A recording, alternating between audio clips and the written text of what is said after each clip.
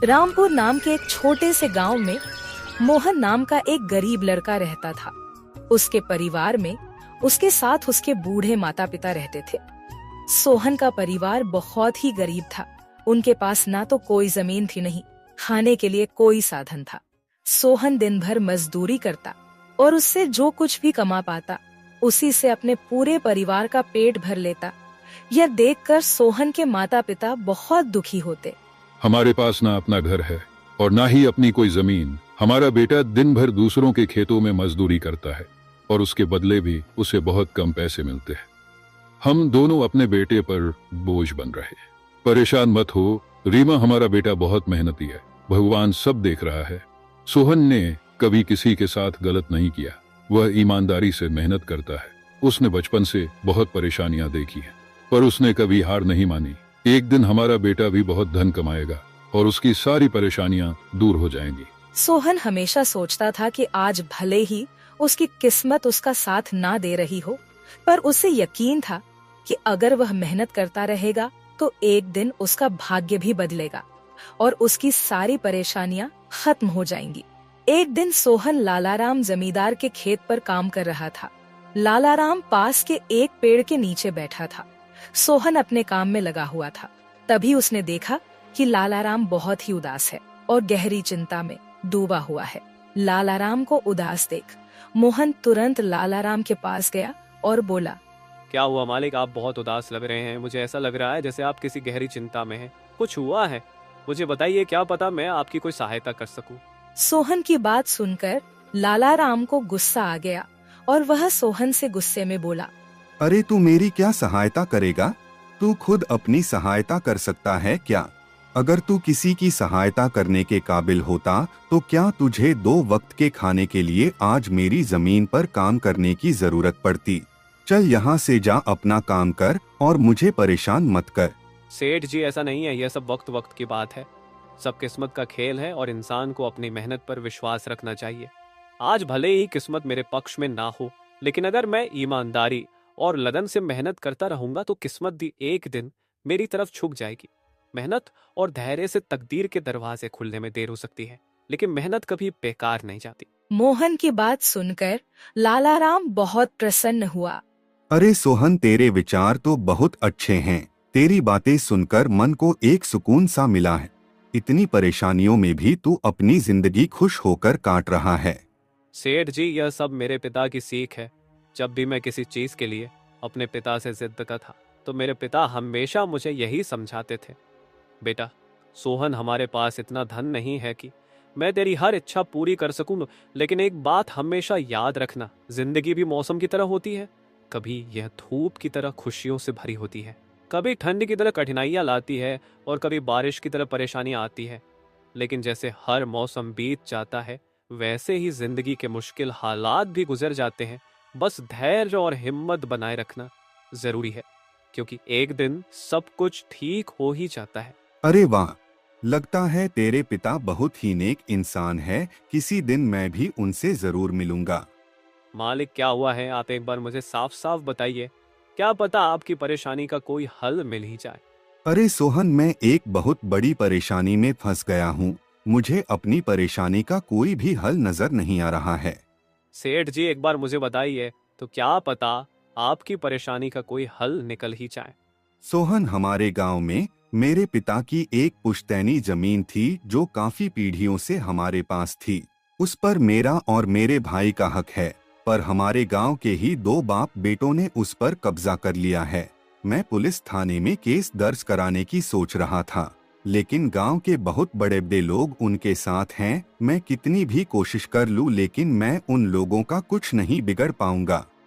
अब तो उन लोगों ने उस जमीन पर खेती भी शुरू कर दी। मेरे पिता की पुश्तैनी जमीन मेरे हाथों से छीनी जा रही है, इसलिए मैं बहुत परेशान हूँ। मुझे समझ नहीं आ रहा मैं अब क्या करूँ। आप सही कह रहे हैं सेठ जी, अगर आप कानून का सहारा लेकर भी अपनी जमीन को वापस लेने की कोशिश करेंगे तो भी आप उनका कुछ नहीं कर पाएंगे। हाँ सोहन, अब तू ही बता, मैं अब क्या करूँ? मैं तो सोच सोच कर परेशान हो गया हूँ। मेरी पुश्तैनी जमीन छीनी जा रही है और मैं कुछ भी नहीं कर पा रहा। सोहन ने कुछ देर सोचा और कहा, मालिक आप चिंता मत कीजिए, हर परेशानी का कोई ना कोई हल जरूर होता है। अगर आप चाहे तो एक तरीका है जिससे आप अपनी जमीन वापस पा सकते हैं। अगर ऐसा कोई तरीका है तो जल्दी बताओ सोहन, वह क्या तरीका है? सोहन ने लालाराम को अपनी सारी तरकीब पूरी तरह समझा दी। तरकीब सुनकर लालाराम मोहन से कहता है, अरे वाह सोहन, तू तो बहुत समझदार है, तूने तो बहुत अच्छी तरकीब बताई है। ऐसे तो मेरी जमीन मुझे जरूर मिल जाएगी, मैं तुझसे वादा करता हूँ। अगर तेरी यह योजना सफल हुई तो मैं अपनी जमीन का एक हिस्सा तेरे नाम कर दूंगा। अरे मालिक, आप ऐसा क्यों कह रहे हैं? आप मेरे मालिक हैं, आपकी वजह से मुझे अपने घर के लिए 2 वक्त का खाना मिल जाता है। आपकी मदद करना तो मेरा फर्ज है, मुझे आपकी जमीन नहीं चाहिए, ठीक है? सोहन तुम बहुत नेक इंसान हो, कल से तुम इस काम पर लग जाओ। सोहन फिर से खेत में अपने काम पर लग जाता है। अगले दिन सोहन जगत और विनोद नाम के उन बाप बेटों के पास पहुंच जाता है जिन्होंने लालाराम की जमीन पर कब्जा कर रखा था। नमस्कार सेठ जी, मैं यहाँ से गुजर रहा था तो पास के लोगों ने बताया कि आपके यहाँ काम के लिए मजदूर की जरूरत है। क्या आपके यहाँ मुझे भी कोई काम मिल सकता है? अरे अरे, कौन हो तुम? तुमसे किसने कह दिया कि यहाँ मजदूर की जरूरत है? यहाँ किसी मजदूर की जरूरत नहीं है। सेठ जी, मैं एक मजदूर हूँ, पास ही के गांव में रहता हूँ, काम की तलाश में इधर उधर भटक रहा हूँ। हर दिन कहीं ना कहीं काम मिल जाता है, बस उसी काम को करके अपना पेट पालता हूँ। कभी खेती कर लेता हूँ तो कभी कोई मजदूरी। यह तो ठीक है, पर हमारे यहाँ फिलहाल कोई काम नहीं है। सेठ जी, मैंने तो सुना है कि आप लोग इस गांव के सबसे बड़े जमींदार हैं, आपके पास बहुत सारी जमीन है, इसलिए आपके यहाँ हमेशा मजदूरों की जरूरत रहती है। इसलिए मुझे लगा कि यहाँ मुझे कोई ना कोई काम जरूर मिल जाएगा। अरे भाई, मैंने कहा ना, यहाँ किसी भी मजदूर की जरूरत नहीं है। इसका मतलब लालाराम सेठ आपके बारे में सही कह रहे थे? लालाराम ने हमारे बारे में क्या कहा? अरे कुछ नहीं सेठ जी, चलिए तो मैं चलता हूँ। सेठ जी, आपके यहाँ तो कोई काम नहीं है, मैं अपने लिए कहीं और कोई काम देख लेता हूँ। सोहन वहाँ से जाने लगता है। तभी जगत विनोद ने सोहन को रोककर यह पता लगाने के लिए बोलता है कि लालाराम ने सोहन को उन लोगों के बारे में क्या बताया है। अरे भाई, इधर आओ, शायद तुम्हारे लिए हमारे पास एक काम है। सोहन तुरंत उनके पास चला गया और बोला, धन्यवाद सेठ जी, बताइए क्या काम है? आप जो भी काम बोलेंगे मैं हर काम करने के लिए तैयार हूँ, आखिर बूढ़े माँ बाप का पेट पालना है। अरे सब्र रखो, काम तो हम तुम्हें बता ही देंगे। पहले यह बताओ कि लालाराम हमारे बारे में क्या कह रहा था। सेठ जी, मैं पहले लालाराम सेठ के यहाँ काम करता था, पर वह बहुत ही कंजूस और बदतमीज आदमी है। मैं उनकी यहाँ दिन रात मेहनत करता, पर इतनी मेहनत करने के बाद भी वो मेरी सही मजदूरी नहीं देता था। इस बात पर कल मेरी उससे बहस हो गई थी। फिर क्या हुआ? लालाराम ने हमारे बारे में क्या कहा? जब मेरी सेठ लालाराम से बहस हो रही थी तब उसने ने मुझे कहा कि पूरे गांव में उनसे ज्यादा मजदूरी कोई नहीं दे रहा। तो मैंने गुस्से में कह दिया कि गांव के सबसे बड़े जमींदार जगत सेठ और विनोद सेठ सबसे अच्छी मजदूरी देते हैं, इसलिए उनके यहाँ हमेशा काम करने वालों की भीड़ रहती है। हाँ भाई, बिल्कुल सही कहा था। आखिर हम गांव के सबसे बड़े जमींदार हैं। हमारा फर्ज है कि जो भी मजदूर हमारे यहाँ काम करता है उसे उसकी मेहनत के हिसाब से सही मजदूरी मिले। वाह सेठ जी, आपने बहुत अच्छी बात कही। लालाराम सेठ कभी भी आपकी बराबरी नहीं कर सकता, वह तो शायद आपके जितना भी नहीं सोच सकता। जगत और विनोद सोहन की चापलूसी भरी बातों में आ जाते हैं और उसे अपने यहाँ काम पर रख लेते हैं। चलो अब काम की बात करते हैं। तुम एक अच्छे इंसान लगते हो, हमें अपने खेत पर काम करने के लिए तुम्हारे जैसे ही एक मजदूर की जरूरत है। कल से ही काम पर आ जाना। कुछ दिन ऐसे ही बीत गए। एक दिन जगत अपने बेटे विनोद से बोला, विनोद बेटा, यह सोहन तो बहुत मेहनती है, यह अकेले ही 4 लोगों का काम कर देता है। अच्छा हुआ कि हमने इसे रोक लिया। हाँ पिताजी, आप सही कह रहे हो, सोहन बहुत मेहनती है, इसके जितना काम शायद ही कोई और करता होगा। ये पूरा दिन यहाँ काम पर अकेला लगा रहता है। सोहन की मेहनत ने जगत और विनोद का दिल जीत लिया। कुछ दिन और बीत गए। एक शाम जगत और विनोद अपने खेतों का दौरा कर रहे थे। जब वे अपने खेत पर पहुँचे तो देखा कि सोहन इतने देर तक भी काम कर रहा था। सोहन भाई, अब तो रात होने वाली है, तुम इतनी देर तक काम क्यों कर रहे हो? अब घर जाओ और आराम कर लो। सेठ जी, हमारी किस्मत में आराम कहाँ है? घर पर बूढ़े माँ बाप है, काम नहीं करूंगा तो उनके लिए 2 वक्त का खाना कहाँ से जुटा पाऊंगा? घर पर बैठकर आराम करने से अच्छा है कि मैं काम करूं। इस तरह मेरा मन भी लगा रहता है। तुम बहुत मेहनती हो सोहन, आज का काम यहीं छोड़ दो और घर जाकर आराम करो। नहीं सेठ जी, इसकी कोई जरूरत नहीं है। मैं काम करने में खुश हूँ। आप लोग जाइए, मैं ठीक हूँ। ठीक है सोहन, फिर हम जाते हैं। जब तुम्हारा मन करे काम खत्म करके अपने घर चले जाना, ठीक है। इसके बाद जगत और विनोद खेत को सोहन के भरोसे छोड़कर चले गए। अगली सुबह जब विनोद और जगत अपने खेत पर लौटे तो देखा कि वहाँ पुलिस खड़ी है। पुलिस को देखकर दोनों दौड़ते हुए आए और पूछा, क्या हुआ थानेदार साहब, आप यहाँ क्या कर रहे हैं? क्या यह जमीन तुम दोनों की है? हाँ थानेदार साहब, यह जमीन हमारी है, हमारे पास इसके कागजात भी हैं। फिर तो तुम दोनों को ले जाकर जेल में डालना ही पड़ेगा। यह क्या कह रहे हैं थानेदार साहब, हम कुछ समझे नहीं, आप क्या कहना चाह रहे हैं? अभी तुम दोनों बहुत अच्छे से समझ जाओगे। वह देखो तुम्हारी जमीन से क्या निकला है। थानेदार के कहते ही दोनों बाप बेटे जब पलट कर देखते हैं तो वहाँ उनकी जमीन में एक लाश दबी हुई थी जिसमें सिर्फ कंकाल बचा था। यह देखकर दोनों बाप बेटे डर जाते हैं। थानेदार साहब, यह किसकी लाश है और यह हमारे खेत में कहाँ से आ गई? अब बहाने मत बनाओ, पहले लोगों को मारो फिर उन्हें अपनी जमीन में गाड़ दो और अब कह रहे हो कि यह क्या है? नहीं थानेदार साहब, हमें नहीं पता कि यह सब क्या है। यह लाश यहाँ कैसे आई, हमें कुछ नहीं पता। अब झूठ मत बोलो, अगर फांसी नहीं हुई तो कम से कम तुम दोनों को उम्र कैद की सजा तो जरूर मिलेगी। फांसी और उम्र कैद की बात सुनकर दोनों बाप बेटे डर गए और थानेदार के सामने गिड़गिड़ाने लगे। थानेदार साहब, हम इस लाश के बारे में कुछ नहीं जानते। हमें नहीं पता यह लाश किसकी है और इसे यहाँ कौन गाड़ कर चला गया। इस मामले से बचने के लिए दोनों ने कुछ तरकीब सोचनी शुरू की। तभी सोहन वहाँ आ जाता है। अरे सेठ जी, यह पुलिस यहाँ क्यों आई है? क्या हुआ है? सोहन देखो, पता नहीं कहाँ से हमारी जमीन में यह कंकाल आ गया है।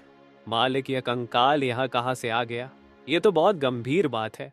हाँ सोहन, पता नहीं यह कंकाल यहाँ कहाँ से आया है और थानेदार साहब को लगता है कि इसे हमने यहाँ मारकर गाड़ा है। अब तू ही कोई उपाय सोच जिससे हम इस परेशानी से बच सके। तीनों को आपस में खुसर फसर करते देख थानेदार ने कहा, अब कोई तरकीब मत बनाओ, तुम दोनों बाप बेटों में से कोई एक तो जरूर जेल जाएगा। अब तुम ही तय करो जेल कौन जाएगा।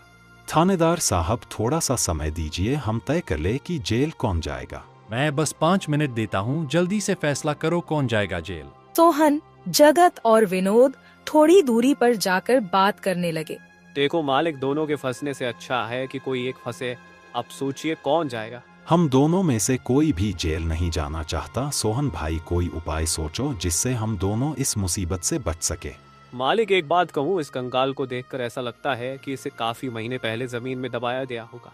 जगत फांसी की बात सुनकर पहले ही डर गया था और सोहन की बात सुनते ही उसने फटाफट पूरी कहानी सोहन को बता दी।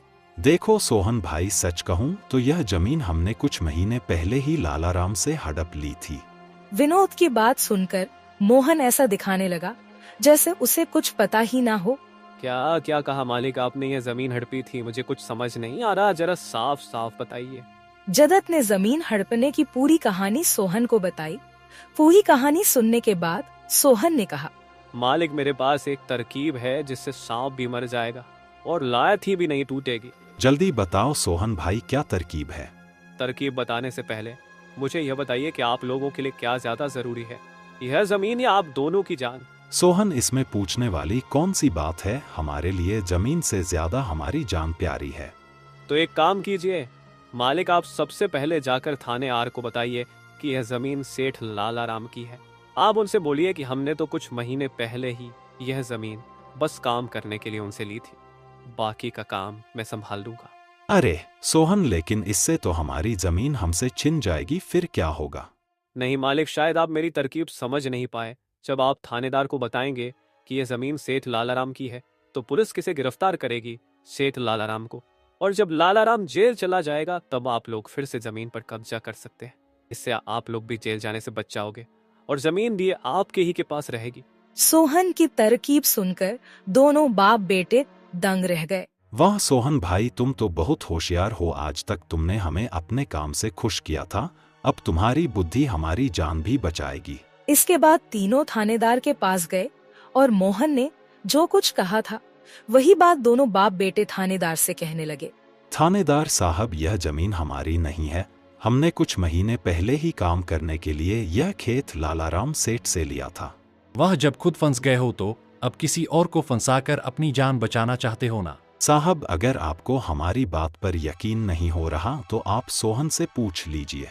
वह हमारे साथ बस कुछ दिनों से ही काम कर रहा है। इससे पहले वह सेठ लालाराम के यहाँ काम करता था। बोलो सोहन, यह जमीन किसकी है? थानेदार साहब, ये जमीन सेठ लालाराम की है। जगत सेठ और विनोद सेठ ने तो बस कुछ समय से इस जमीन पर खेती कराना शुरू किया है। सोहन की बात सुनकर थानेदार ने सोहन से कहा, सेठ लालाराम को बुलाने के लिए कहो। सोहन, तुम एक काम करो, जाओ और सेठ लालाराम को बुलाकर लेकर आओ। सोहन तुरंत जाकर सेठ लालाराम को बुला लेता है, परंतु लालाराम अपने साथ गांव के सरपंच को भी अपने साथ ले आता है। यहाँ क्या हो रहा है? यहाँ इतने लोग क्यों जमा है? देखिए सरपंच जी, इन दोनों की जमीन से एक कंकाल निकला है और अब यह लोग कह रहे हैं कि यह जमीन इनकी नहीं है बल्कि सेठ लालाराम की है। थानेदार ने सरपंच जी को पूरी कहानी सुना दी। अपने आप को फंसा देख जगत ने सरपंच से कहा, नहीं सरपंच जी, यह जमीन हमारी नहीं है। हम यहाँ बस कुछ समय से काम कर रहे हैं। आप हमारे मजदूर मोहन से पूछ लीजिए। हाँ थानेदार साहब, यह जमीन सेठ लालाराम की है। मैं कैसे मान लूं कि यह जमीन लालाराम की है? हमारे यहाँ का थानेदार तो कह रहा था कि इस जमीन पर कोई केस चल रहा है और इस जमीन पर तुम्हारा कब्जा था, और अब तुम कह रहे हो कि यह जमीन लालाराम की है। नहीं साहब, हमने लालाराम के साथ धोखा किया था। हम बस इस जमीन को हड़पना चाह रहे थे, लेकिन अब हमें यह जमीन नहीं चाहिए। अगर आप चाहें तो हम केस भी वापस ले लेंगे। थानेदार साहब, आप जाइए, बाकी का काम अब हम संभाल लेंगे। सरपंच के कहने पर थानेदार वहां से चला जाता है। सरपंच ने लालाराम से कहा, अब बताओ, यह कंकाल यहाँ कैसे आया? तुमने किसे मारकर यहाँ गाड़ा है? अरे साहब, यह तो नकली कंकाल है। इन दोनों ने मिलकर मेरी जमीन हड़प ली। मैंने और मोहन ने मिलकर यह तरकीब सोची थी ताकि इन दोनों से सच निकलवा सकें। लालाराम की बात सुनते ही दोनों बाप बेटों के पैर तले जमीन खिसक गई। यह हम दोनों की साजिश थी, इन लोगों के मुंह से सच निकलवाने के लिए। सोहन को इस योजना में शामिल देखकर दोनों बाप बेटों को समझ आ गया कि यह सब सेठ लालाराम और मोहन की मिली भगत थी। दोनों बाप बेटों के पास अपनी गलती मानने के सिवा कोई चारा नहीं था। हमें माफ कर दीजिए सरपंच जी, हम लालच में आ गए थे। हमें माफ कर दीजिए। हम आज के बाद यह गलती कभी नहीं करेंगे और यह जमीन भी सेठ लालाराम को वापस दे देंगे। जगत और विनोद दोनों सरपंच और सेठ लालाराम से माफी मांगने लगे। दोनों को इतना गिड़गिड़ा देख लालाराम ने उन्हें माफ कर दिया। सरपंच ने भी उन्हें जेल नहीं भेजा और सेठ लालाराम ने अपना केस वापस ले लिया। लालाराम के केस वापस लेने के बाद सरपंच जी भी वहां से चले जाते हैं। धन्यवाद सेठ लालाराम जी, आपने हमें माफ कर दिया। आज के बाद हम ऐसी गलती कभी नहीं करेंगे। ठीक है जगत, कोई बात नहीं, मैंने तुम्हें माफ किया। बस याद रखना कि एक जमीन के टुकड़े के लिए तुम अपनों के साथ कभी गलत नहीं करना। बुरे समय में तुम्हारे अपने ही तुम्हारे साथ खड़े होंगे। जमीन का क्या है, कभी मेरी तो कभी तुम्हारी। आखिर में सेठ लालाराम ने सोहन को जमीन का एक हिस्सा दे दिया और उसे जमीन का मालिक बना दिया। सोहन, जैसा कि मैंने वादा किया था, जिस जमीन पर तुम काम कर रहे थे, आज से वह जमीन तुम्हारी है और अब तुम उसके मालिक हो। नहीं मालिक, इसकी कोई जरूरत नहीं है। याद करो सोहन, तुमने मुझसे क्या कहा था? बस मेहनत करते रहो, एक दिन तकदीर का दरवाजा जरूर खुलेगा। तो समझो तुम्हारी तकदीर का दरवाजा खुल चुका है और अब तुम भी जमीन के मालिक हो। अब से तुम्हें किसी और के यहाँ काम करने की जरूरत नहीं पड़ेगी। इस तरह मोहन ने अपनी मेहनत और बुद्धि से सेठ लालाराम को उसकी जमीन वापस दिलाई और दोनों ठगी करने वाले बाप बेटों को भी सबक सिखाया। इस तरह मोहन ने अपनी मेहनत और चतुराई की मदद से अपनी फूटी किस्मत बदल दी और अब वह भी एक बड़ी जमीन का मालिक बन गया था।